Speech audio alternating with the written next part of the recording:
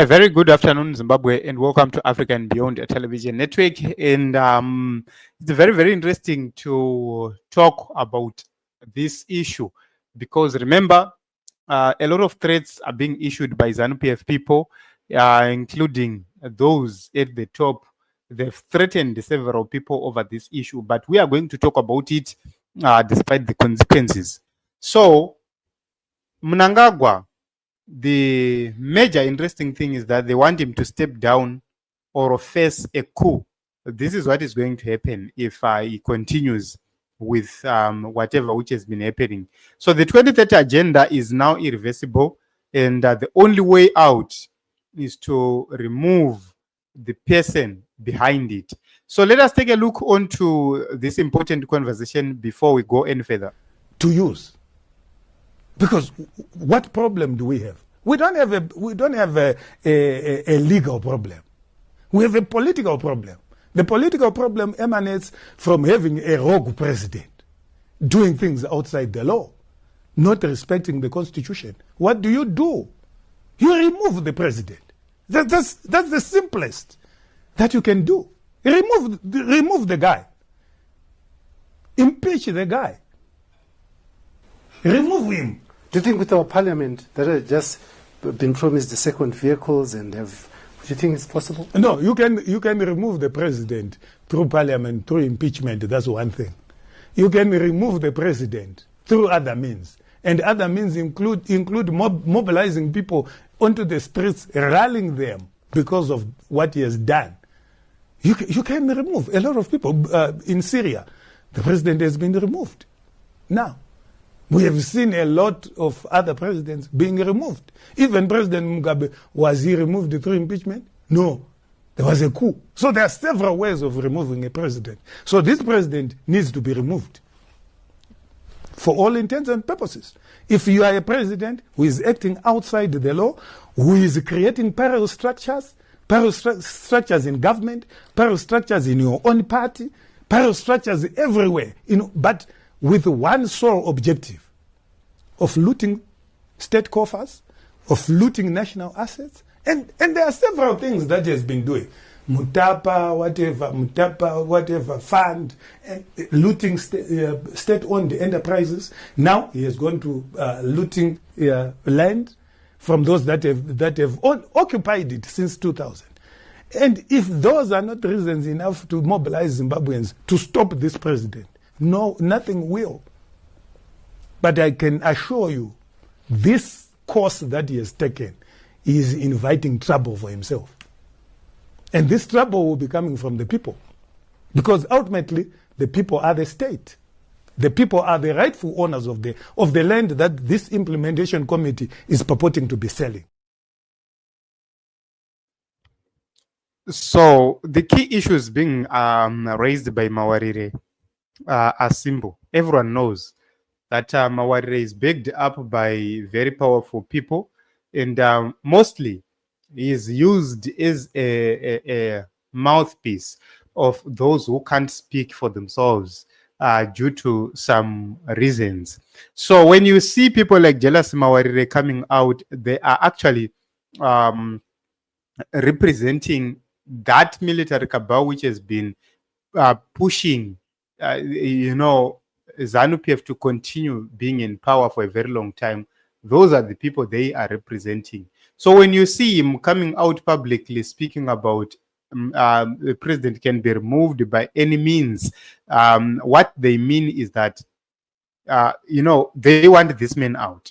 But the biggest problem is that they don't have the masses.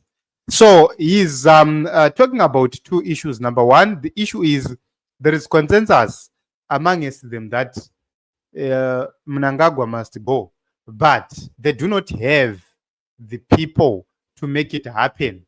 Like, for example, in 2017, the enablers were the people. The people were used to enable the removal of Robert Mugabe. Right now, they do not have those masses. They do not have those people because in the past, they failed to respect the will of the people. They failed to honor what the people of Zimbabwe wanted, which was a complete change of the system, of the political system. So right now they are not trusted by anybody, which means the citizens cannot be pushed to force the removal of Emmerson Mnangagwa by the regime or by the military. That is the biggest impediment right now. So it's now a matter of threats, this side threatening the other side, and that other side threatening back the other side. And they are going to start all over again to fire each other, hire each other, and do all sorts of things. But that is the key message. So when you hear people like MAWARIRE coming out speaking publicly, they are representing a certain quota. But the biggest problem is that the quota which they are now representing has lost its marbles. This quota is no longer relevant in the politics of Zimbabwe that much. So there is a shift from the traditional military stronghold to the other. And both of them, they know what we are talking about right here. They understand this shift. So staying in power for far too long will be simply an issue of attempting to protect whatever which they looted in the past. So it's very, very interesting to see these things happening. And when you hear them talking about the people, they are referring to the people commanded by the opposition, the people loyal to the opposition, the people who can listen to the opposition. So without the element of the opposition, then it remains a fallacy. So it's very, very interesting to see that people like MAWARIRE, they seem to have regained their marbles again, and they are, rejuvenating the issue of the removal of Emmerson Mnangagwa. And they've actually say that they can remove a president by hook or a crook, which means they are targeting him either way. They want him gone. So it's very, very interesting. The battles which are being fought within ZANU-PF are becoming tense, but at the same time are becoming more interesting. So Duncan, thank you very much for coming. Temba, thank you very much, my brother, for coming. We had a wonderful holiday, and I was not available for just a few days. Sometimes we need to meet family, we need to do other things. And I just hope and believe that you also had quality time with family, with friends, and everything. Also, Team Zimbabwe, you have been together for a very long time, and I just want to appreciate every one of you with us right here. We are getting into the new year, 2025. I am praying that God hears your prayers and God answers to your prayers. So this is what is happening. The major issue is that there is a faction of the military which is pushing for the removal of Emmerson Mnangagwa. But this faction is no longer popular. It's no longer powerful as it used to be in the past. So very, very interesting moments ahead. And this is the total collapse of the system. We always talk about the collapse of the system. The system is actually collapsing, and we are going to see it very, very soon. One of the key indicators is the arrest of that guy, Anonzi Talent, who was arrested in Plumtree. Remember, he is on the same side. Vesena na MAWARIRE, Itimuhani Rese, Rana Talent, and everyone else. And the major question is, what was he doing in Zimbabwe? Or what was he doing in Botswana, rather, which made him to be arrested? Why was he deported? All those things are very, very important at this point in time. And they also shape the relations between nations right here in the SADC region. And they also tell the importance of what we are talking about right here.